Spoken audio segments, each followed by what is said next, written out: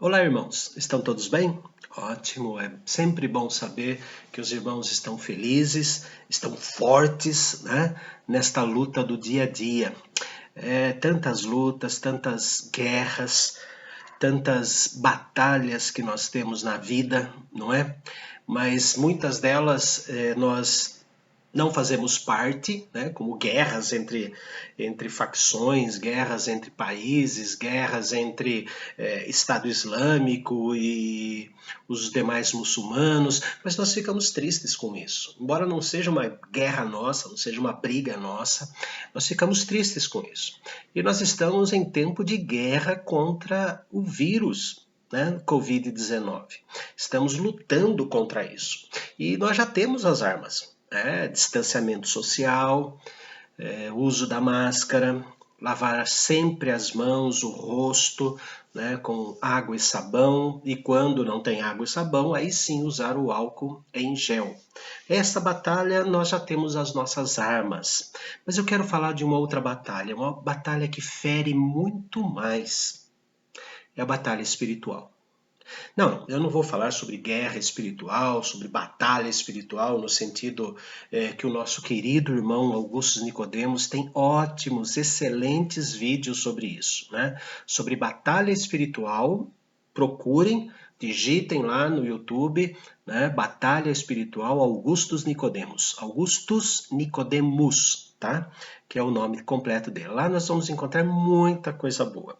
Mas eu quero falar sobre os conflitos que acontecem dentro da nossa mente e que acabam refletindo no nosso corpo, acabam refletindo nas nossas emoções. Eu vou chamar de nossos conflitos espirituais.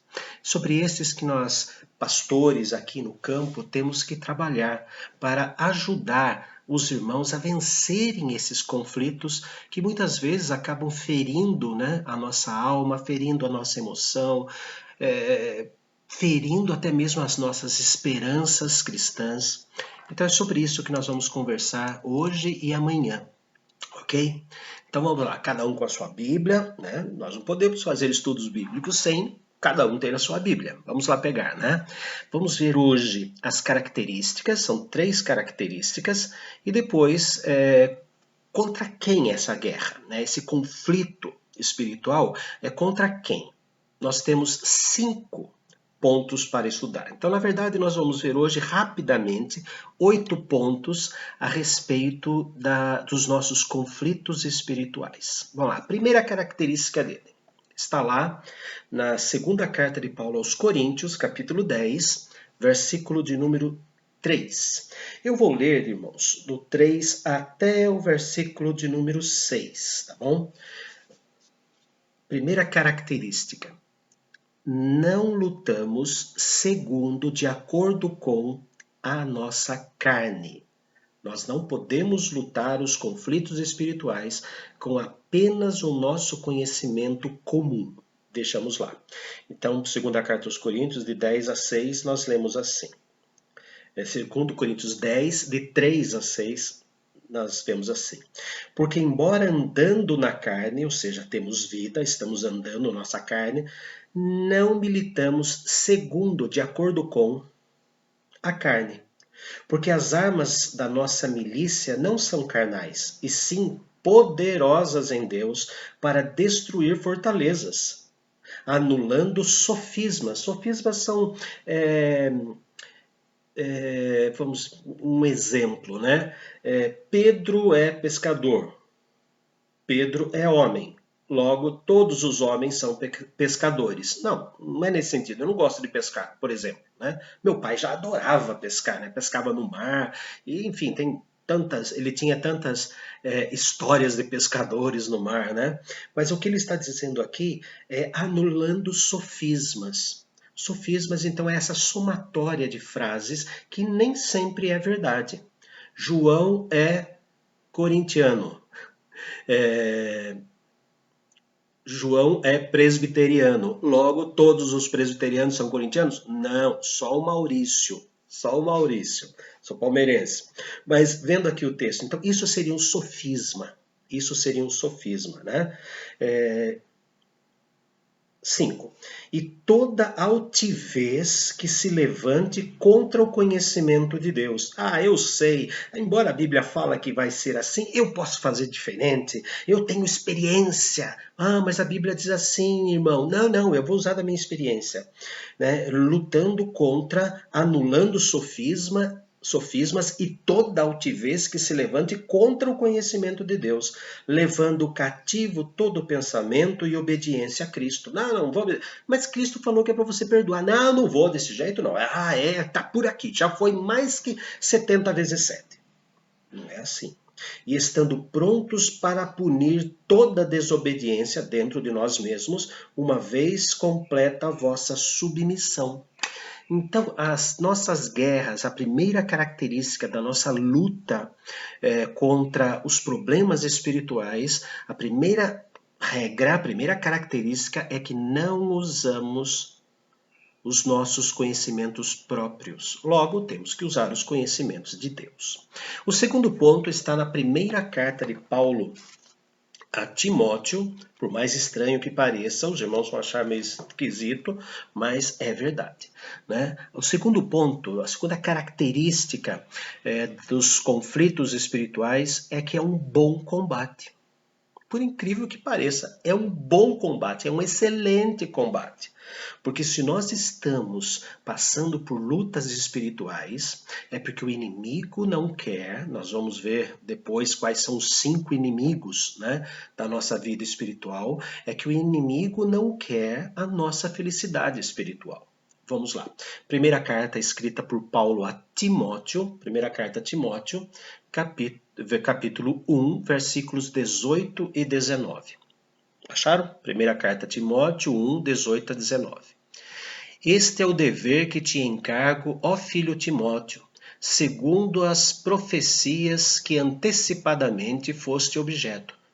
Combate firmado nelas, nessas profecias, nessa palavra do Senhor, o bom combate, mantendo fé e boa consciência, porquanto alguns, tendo rejeitado a boa consciência, vieram a naufragar na fé. Então mantenha a sua consciência sempre limpa diante dessas batalhas espirituais, desses conflitos espirituais que acontecem dentro de nossa alma. Quero, não posso por quê? Então, eu tenho que alimentar a minha mente e falar que esse conflito é um bom combate. Significa que nós estamos caminhando no processo de santificação e que Deus está nos alertando. Vamos, filho, olha, está para acontecer isso. Você vai ser tentado nisso. Cuidado para não cair. É como na oração do Pai Nosso, né? Não nos deixes cair em tentação, mas livra-nos do mal. As tentações sempre existirão, mas nós temos que ter nesse bom combate o armamento, que é a nossa fé, a nossa consciência pura, a nossa consciência em processo de limpeza, tá? Limpeza diária. Vamos lá para o ponto 3, também na primeira carta a Timóteo, agora capítulo 6, versículo 12. Chamado de bom combate da fé. Este bom combate tem um nome, fé. Então vamos lá. Primeira carta a Timóteo, capítulo 6, versículo 12. Combate o bom combate da fé. Toma posse da vida eterna, para a qual também foste chamado, e de que fizeste boa confissão perante muitas testemunhas. A nossa pública profissão de fé. Nós somos chamados por Deus, encontramos a salvação em Cristo, então respondemos sim, e aí procuramos fazer a nossa pública profissão de fé. E ao fazer essa pública profissão de fé, nós assumimos diante de todos os irmãos o encargo de lutar contra as inclinações, lutar esta guerra, né? Ou então este conflito espiritual com todas as armas que Deus nos deu, com as armas que o Senhor coloca sobre nós. Isso nós veremos as armas no próximo vídeo, ok? Vamos agora. É contra quem? Quem são os nossos 5 maiores inimigos? O que acontece da nossa mente? Quem trabalha na nossa mente para termos conflitos espirituais. Não é apenas Satanás. Já vou deixar bem claro que não é apenas Satanás, mas começa com ele. Gênesis capítulo 3, versículo 15. Gênesis 3, 15. É o que nós chamamos esse versículo de proto-evangelho. Né? É a primeira pregação a respeito do Senhor Jesus. É o primeiro evangelho. Então diz assim, depois que quando Adão e Eva acabam desobedecendo ao Senhor, a culpa foi dos dois, né? Não vamos jogar só a culpa em Eva, não, mas a culpa foi dos dois, e então, quando Deus chama os dois para conversar, a primeira coisa que ele faz é implantar uma esperança. E ele diz assim, falando para a serpente, porém inimizade entre ti e a mulher, entre a tua descendência e o seu descendente da mulher, este, da mulher, te ferirá a cabeça e tu lhe ferirás o calcanhar. Ou seja, Jesus morreu por nós. Então foi a picada da serpente no calcanhar do Senhor Jesus. Mas ao morrer por nós, ele esmagou a cabeça da serpente. Ela não tem mais veneno.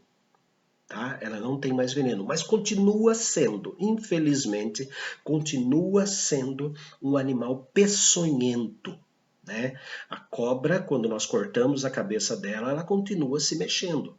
E ao se mexer, nós ficamos com medo. Ela está viva ainda, mas isso se chama peçonha. Tá? Então o diabo ele fica nos atazanando a ideia, ele fica tentando nos derrubar a cada instante, mas como o Senhor Jesus já esmagou a sua cabeça, ele pode nos ferir, mas não nos levar para o inferno. Mas essas feridas, elas infeccionam e tiram de nós muitas vezes a força espiritual. Vejamos lá, segunda carta aos Coríntios, capítulo 2, versículo de número 11. Segunda carta aos Coríntios, capítulo 2, versículo de número 11. Para que Satanás não alcance vantagem sobre nós, pois não lhe ignoramos os desígnios. Falando a respeito, né, de a quem perdoais alguma coisa, também eu perdoo, porque de fato o que tenho perdoado, se alguma coisa tenho perdoado, por causa de vós o fiz na presença de Cristo, para que Satanás não alcance vantagem sobre nós, pois não lhe ignoramos os desígnios. Então, quando nós não perdoamos alguém, o diabo está nos dominando. Verdade, irmãos. Todo rancor, toda ira, toda birra. Nossa, o próprio Senhor Jesus, através do apóstolo Paulo, diz, né, que a falta de perdão é um lance, né, uma lancetada de Satanás. Mas também não é apenas o diabo que luta contra nós. Por incrível que pareça, ele se aproveita de todas as circunstâncias. Mas não é só ele que briga contra nós. Ele não é o nosso único inimigo. Romanos capítulo 7, versículo 13. Romanos capítulo 7, versículo 13. Acaso o bom se me tornou em morte? De modo nenhum. Pelo contrário, o pecado, para revelar-se como pecado por meio de uma coisa boa, causou-me a morte, a fim de que, pelo mandamento, se mostrasse sobremaneira maligno a minha carne. Acaso o bom se me tornou em morte? O meu desejo se tornou em morte. O apóstolo Paulo está falando de desejo, morte, pecado e graça, no capítulo 7 de Romanos. Depois, lá na frente, ele vai falar, né? Mas se eu faço o que não quero, já não sou eu quem faz, mas sim o pecado que habita em mim. Não o diabo que habita em nós, mas a nossa carne, o nosso impulso carnal. Vamos ver de novo Paulo escrevendo isso aos Coríntios, primeira carta, no capítulo 9. Capítulo 9 da primeira carta aos Coríntios, versículo de número, deixa eu confirmar, 25 a 27. Todo atleta em tudo se domina, aqueles para alcançar uma coroa corruptível, que estraga, louros da vitória naquela época, né, que depois o louro, a folha do louro, ela murchava, né? Nós, porém, a incorruptível, a coroa que não se desgasta. Assim corro também eu, não sem meta, eu tenho uma meta, mas luto não como desferindo golpes no ar, mas esmurro o meu corpo e o reduzo à escravidão, para que, tendo pregado a todos, não venha eu mesmo a ser desqualificado. Ou seja, a nossa carne, o nosso temperamento é um grande inimigo que nós temos. É um grande inimigo. Salmo 38, 19. Vamos lá para o terceiro inimigo. Salmo 38, 19. Salmo 38, 19. Agora fala de outras pessoas. Nossas brigas espirituais dentro de nós mesmos, causadas por outras pessoas. Mas os meus inimigos são vigorosos e fortes, e são muitos os que sem causa me odeiam. Sabe aqueles dois ditados, onde a fumaça há fogo? Não é verdade. Nem sempre onde há fumaça há fogo. E o outro ditado diz assim, o povo aumenta, não inventa. Então, também é errado. Muitas pessoas inventam e inventam muito. Não apenas aumentam as coisas, mas eles inventam. Fake news, né? Invenções pecaminosas. Então, quem luta contra nós? Terceiros. Satanás, a carne, terceiros. João 16, Evangelho escrito por João, capítulo 16, na conversa que Jesus tem com os apóstolos antes de ser traído. João 16, versículo 33. Estas coisas vos tenho dito para que tenhais paz em mim. No mundo passais por aflições, mas tende bom ânimo, eu venci o mundo. As coisas naturais deste mundo, as filosofias desse mundo, o próprio pensamento mundano é o nosso inimigo. Ele tenta tirar a nossa paz. Se eu não fizer certas coisas que todo mundo faz, não serei aceito naquele meio, naquela roda. Então eu tenho que pactuar com eles, eu tenho que ter o mesmo impulso que eles. Eu preciso falar na mesma linguagem deles. Não. O mundo é nosso inimigo. O mundo é nosso inimigo. Continuando mais um pouquinho. Primeira carta aos Coríntios, capítulo 15, versículo 26. Primeira carta aos Coríntios, capítulo 15, versículo de número 26. O último inimigo a ser destruído é a morte. Sim, quando nos aproximamos da morte, começa um conflito dentro de nós. Quando nos aproximamos de uma enfermidade, quando recebemos o resultado de uma enfermidade gravíssima. Apesar que para morrer basta estar vivo, né? Num instante, um infarto acaba com o vídeo, acaba com tudo que está acontecendo aqui. Não é necessário um câncer, tá? Graças a Deus, Deus tem alimentado, né, de sabedoria, ou melhor, de inteligência, os cientistas estão descobrindo novos tratamentos, graças a Deus por isso. Mas a morte, o cheiro da morte, o aproximar-se da morte, é um grande inimigo, causa alguns conflitos em nós. Por mais fé que nós tenhamos, por mais comunhão com Deus, e chegando à morte, a gente quer sempre deixar um pouquinho para depois. Pode ser mais um dia, pode ser mais uma semana, pode ser mais um mês, pode ser mais um ano, não é? É um grande conflito. Mas existem também aqueles irmãos que vencem essa batalha espiritual, vencem esse conflito interno. Existe uma passagem muito interessante na vida de Spurgeon, né? Charles Haddon Spurgeon, grande pregador do século XIX, com muitos sermões, muitos livros sobre ele, né? Nós usamos muitas vezes mensagens dele, reproduzimos mensagens de Spurgeon, né? Só que eu falo antes, essa mensagem foi pregada por Spurgeon, esse esse esqueleto, né? Esse esboço de mensagem é de Spurgeon. Então, diz a história na biografia dele que ele foi fazer uma visita para um membro da sua igreja que estava morrendo. E quando ele entrou no quarto, o membro disse assim: pastor, muito obrigado, porque o Senhor não só me ensinou a viver, como me ensinou a morrer. Ele estava armado contra esta batalha que significa morte. E agora o último inimigo que aparece diante de nós está em Mateus capítulo 10, Evangelho escrito por Mateus, capítulo 10, 35 e 36. Mateus 10, 35 e 36. Mateus 10, 35 e 36.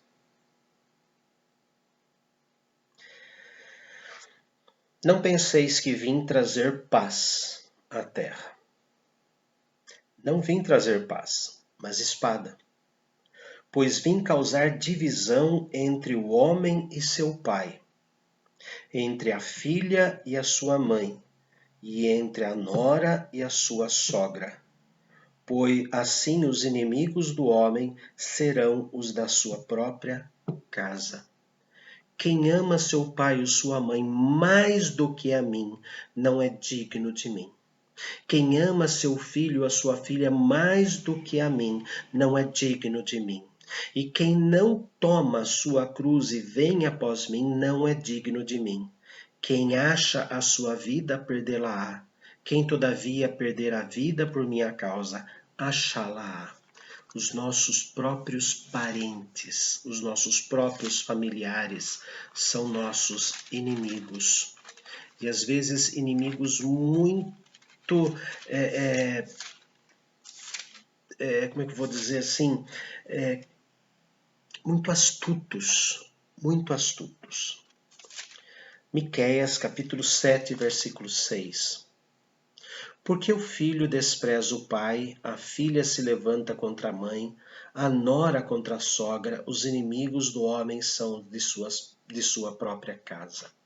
Infelizmente, nós passamos por isso, por parentes, por amigos, pelos da nossa própria casa, filhos, esposa, marido. Esses são os nossos 5 grandes inimigos: Satanás, a carne, os inimigos, terceiras pessoas, pessoas diferentes da nossa carne, os da nossa própria carne, do nosso próprio sangue, o mundo, a filosofia do mundo, o sistema do mundo, a morte. Mas amanhã nós vamos estudar como devem se comportar dentro desta guerra, como nós cristãos devemos nos comportar dentro desta guerra. Vamos orar. Ó Deus amado, nós agradecemos o teu amor por nós e agradecemos também, Senhor, de uma maneira muito profunda, porque agradecemos o fato do Senhor ser o nosso defensor. A palavra diz que o Senhor é pavês, aquele escudo grande que encobre o corpo todo, e também escudo, aquele escudo menor que nos dá agilidade para as batalhas, os conflitos espirituais. Agradecemos a Deus porque dentro dessas características que nós vimos, o fato de existir guerras dentro de nós, conflitos dentro da nossa mente e do nosso coração, é um bom combate, desde que estejamos munidos da fé. Alimenta, Senhor, cada filho que está participando deste vídeo, assistindo, que eles sejam, ó Deus, amados, firmes nesta batalha, porque sabem que o nosso general é o Senhor. E ao contrário dos demais generais que ficam nos quartéis, escondidos, apenas rabiscando papéis e elaborando ataques, ao invés disso, o Senhor é quem vai na nossa frente.